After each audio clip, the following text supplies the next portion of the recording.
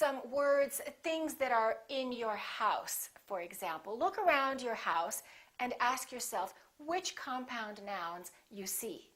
For example, bookshelf, washing machine, laptop, window frame. How about some things that are in your purse or in your wallet? Driver's license, credit card, cell phone, car keys, chewing gum. All right, let's practice some sentences now. Please give me your phone number with the area code first. Please give me your phone number with the area code first. My house has 3 bedrooms and 2 bathrooms. My house has 3 bedrooms and 2 bathrooms. I got a headache from the loud rock music. I got a headache from the loud rock music. The police officer was on a motorcycle. The police officer was on a motorcycle. After their wedding day, they went on their honeymoon. After their wedding day, they went on their honeymoon. Don't put the newspaper in the trash can. Don't put the newspaper in the trash can.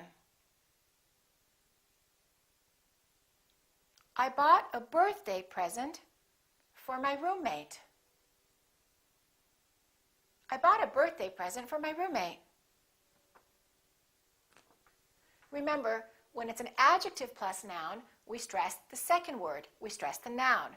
When we have 2 nouns together, compound noun, we stress the first word.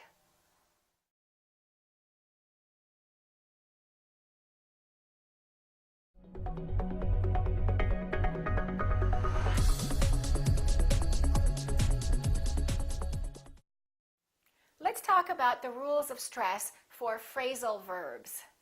What is a phrasal verb? Well, pick is a verb, but if we say pick up, that's a phrasal verb. The meaning is very different. Break is a verb, but if we say break down is a phrasal verb. The meaning, again, is completely different. My car broke down is different from I broke the pencil. With phrasal verbs, we stress the second element, which is usually a preposition. So we say, pick up. Break down, we say, break down, emphasizing the second element. Sometimes the phrasal verb can have a pronoun or a noun in between, so we can say, pick it up. We can say, turn on, or we can say, turn it on. We can say, cross out, or we can say, cross it out. Sometimes a phrasal verb has a noun equivalent. For example, work out can be a noun, and I can say, workout. I had a great workout. In that case, we emphasize the first part. I had a workout. Listen, I want to work out. I had a great workout. Let's practice some sentences now with phrasal verbs, and after that, we'll learn a few more phrasal nouns. I found out about it. I found out about it. Can you look it over for me? Can you look it over for me? I'll think it over and I'll call you back. I'll think it over and I'll call you back. I can't figure out why it broke down. I can't figure out why it broke down.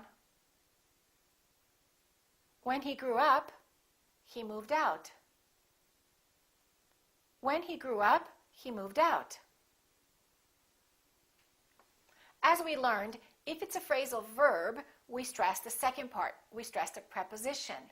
And if it's a noun, we stress the first part. For example, make up, or I'm wearing makeup. I'd like to buy some new makeup.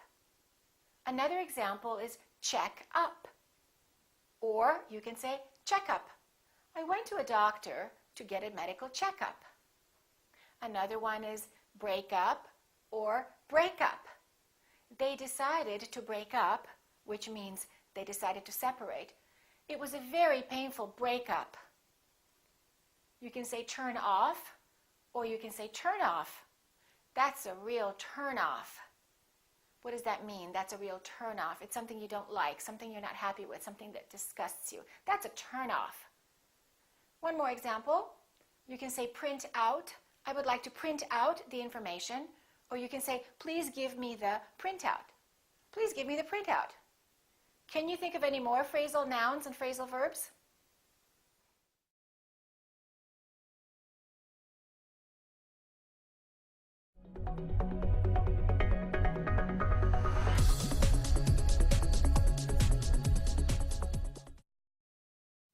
Let's learn the rules of stress for names of people and names of places.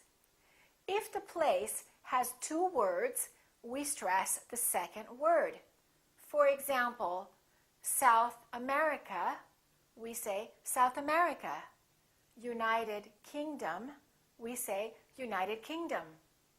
Let's practice a few more places.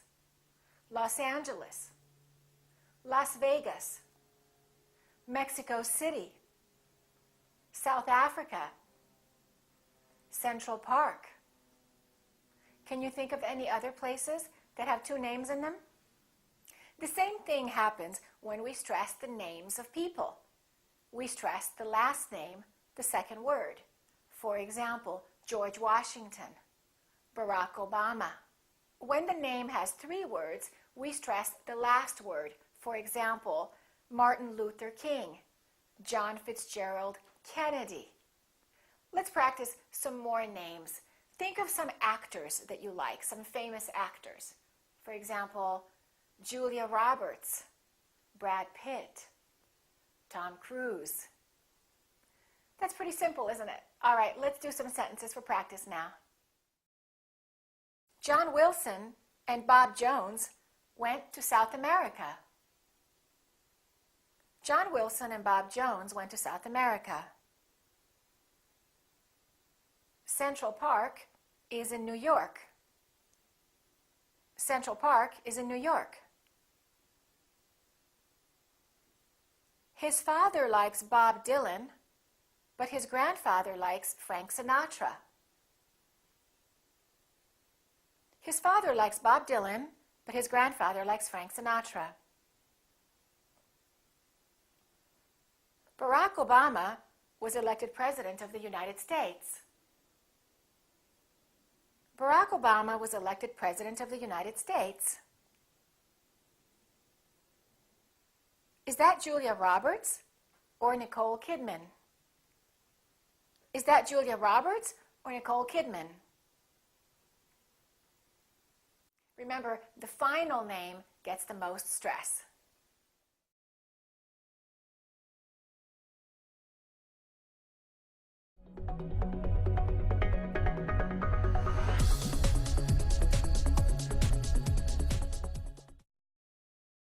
Let's talk about how we stress abbreviations and numbers. An abbreviation is a short version of longer names. For example, CNN, UCLA, PhD. The rule is we stress the last letter of an abbreviation. For example, CNN, UCLA, PhD. Let me show you how you need to do it. When you say CNN, make sure that you don't pronounce each letter separately. Try to say it as one word. Link it together. CNN, kind of like this. C-N-N, and then join them together. CNN, and then stress the last element. CNN. Repeat after me. CNN. Let's practice a few more. ASAP. Call me back ASAP. ASAP means as soon as possible. Okay, a few more. PC, HTML, DVD, CD, IQ. Can you think of any more? Sometimes people may ask you to spell your name if you have a name that they're not familiar with. Spell it the same way. Break it up and emphasize the last part. Imagine that your last name had 6 letters in it. For example, Parker. I would spell it like this: P-A-R-K-E-R. Repeat after me: P-A-R-K-E-R. We emphasize the last element. Try spelling your last name the same way. All right, now let's talk about numbers. Numbers work the same way. We generally emphasize the last element. For example, we say 3799, 58, 812. Let's practice a telephone number. We would say area code 310-555-8239. Why don't you practice your telephone number and maybe some other important numbers in your life? For example, your birthday and your birth year, or an important holiday. For example, an important day in American history is July 4th, 1776. He was born in 1987. All right, why don't you think of some numbers in your life and try practicing them the same way? Okay, and now let's practice some sentences using abbreviations and numbers. I went to work at 9:15 and came home at 5:45. I went to work at 9:15 and came home at 5:45. Flight 507 left LAX at 7:25. Flight 507 left LAX at 7:25. This CD costs $19.99. This CD costs $19.99. He was born in LA in 1987. He was born in LA in 1987. When they got married, he was 31 and she was 29. When they got married, he was 31 and she was 29. Remember, in abbreviations and in numbers, the last element gets stressed.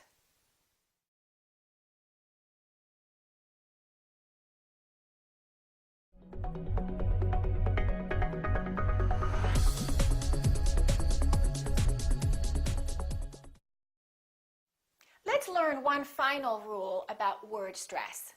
In some cases, any word can be stressed if you have a good reason for stressing it, if you want to emphasize it for some reason. For example, you can say, "This is the best ice cream I've ever had." Or you can say, "This is the best ice cream I've ever had." "This is the biggest dog I've ever seen." There is a reason why you want to emphasize it, to put more emotion in it, or to make sure people really understand your point.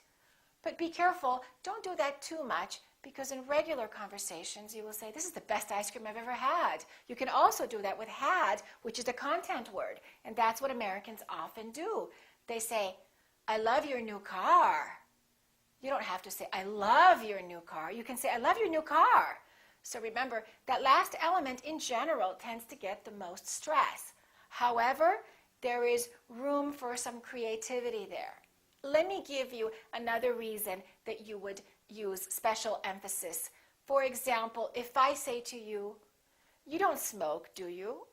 And you can tell me, "I used to smoke. I don't smoke now, but I used to smoke." In that case, we emphasize used to. Or if I say to you, "You will not go there tomorrow night, right? You're not going tomorrow." You can say, "I will go. I will go." So there's a special reason why you're saying will. You're kind of emphasizing or disagreeing with what I'm saying. All right, for one more example. If I say to you, do you speak French or German? You can say to me, I speak French and German. Repeat after me. I speak French and German. Let's try one sentence like that, and let's see how the stress changes depending on the meaning that we wish to convey. Let's look at this sentence. I will drive to the beach next week. That's the normal way you would say it. Listen again. I will drive to the beach next week. However, you can change that. You can say, I will drive to the beach next week. Not he. I will drive to the beach. Or you can say, I will drive to the beach. I'm not going to walk and I'm not going to take the bus. I will drive to the beach next week. Or you can say what? I will drive to the beach next week, not to the park. Or you can emphasize next. I will drive to the beach next week, not this week. And finally, if you really want to emphasize that you're saying week, you can put a little more extra stress on the word week. I will drive to the beach next week. So you can see how the stress changes and the meaning changes. So there's the flexibility for you depending on what you're really trying to convey. Let's practice one more sentence in different ways, changing the stress. Let's say this sentence naturally first. Mary made a cake for my birthday. Now, let's say it again, changing the stress. Mary made a cake for my birthday. Not Susan. Mary made a cake for my birthday. She didn't buy it. Mary made a cake for my birthday. She didn't make cookies. Mary made a cake for my birthday. Not for his birthday. Mary made a cake for my birthday. Not for Christmas. Remember, for special emphasis or for clarification, you can stress any word.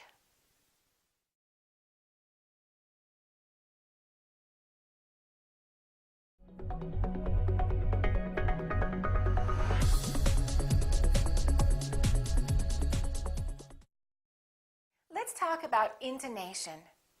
Intonation is the going up and down of your voice, the rising and the falling. This is also called pitch. For example, if I say, all right, I can say this as a statement, and I can say, all right, all right. My pitch goes down at the end for a statement, all right. Now, if this is a question, I would say it differently. The word right, the pitch would go up. All right? Listen to the difference again. All right. All right? One is falling intonation and one is rising intonation.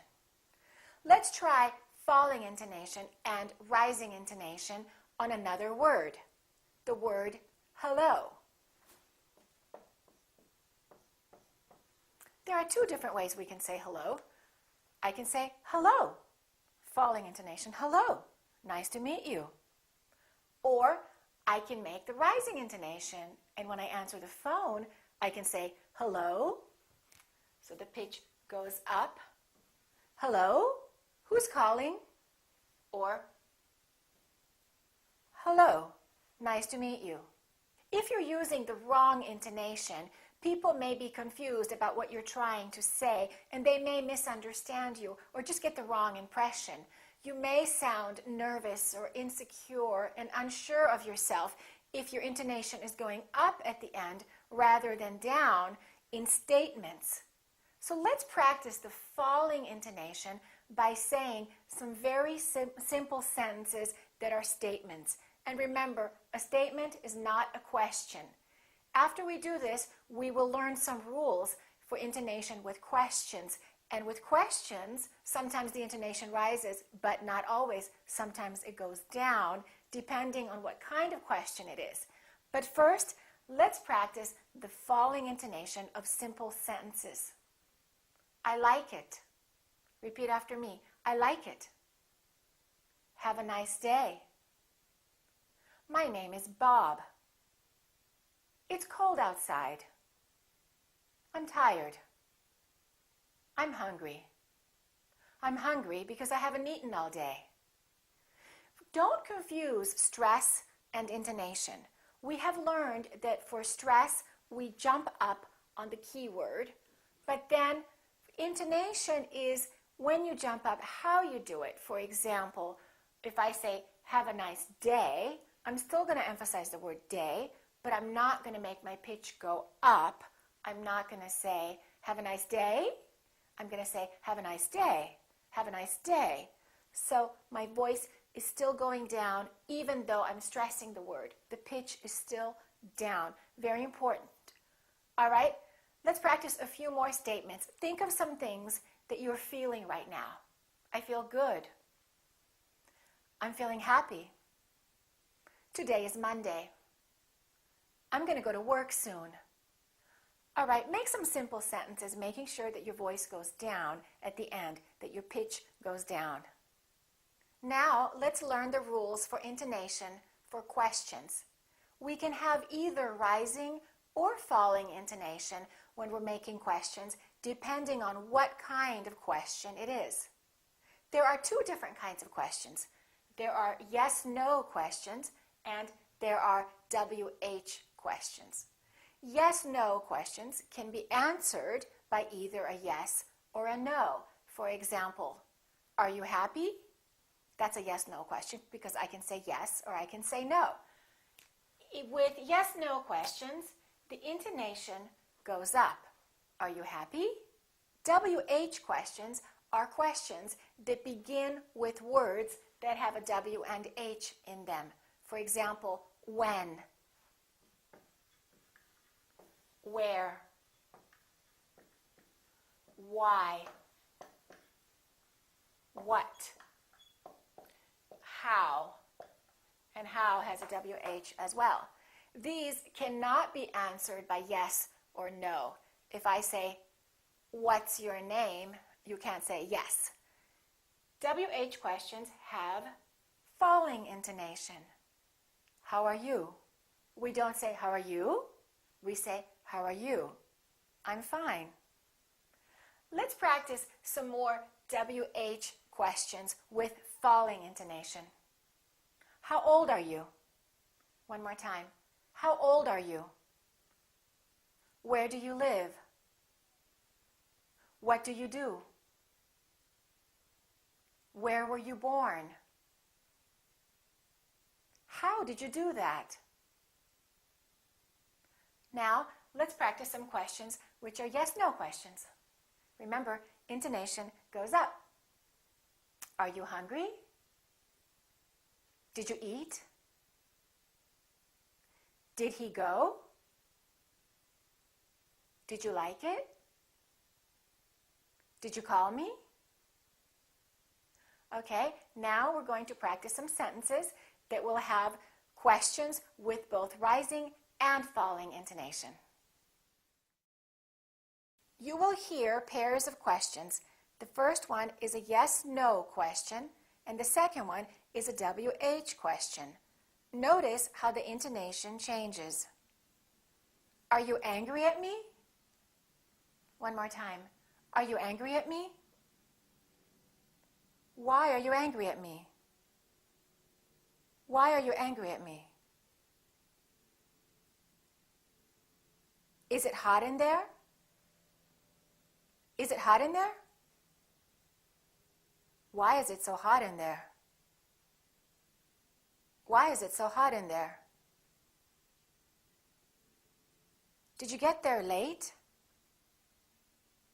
Did you get there late? Why did you get there late? Why did you get there late? Have you been to New York? Have you been to New York? How many times have you been to New York? How many times have you been to New York? Did it start? Did it start? What time did it start? What time did it start? Remember, for statements, we use a falling intonation. For yes-no questions, we use a rising intonation. And for WH questions, we use a falling intonation as well.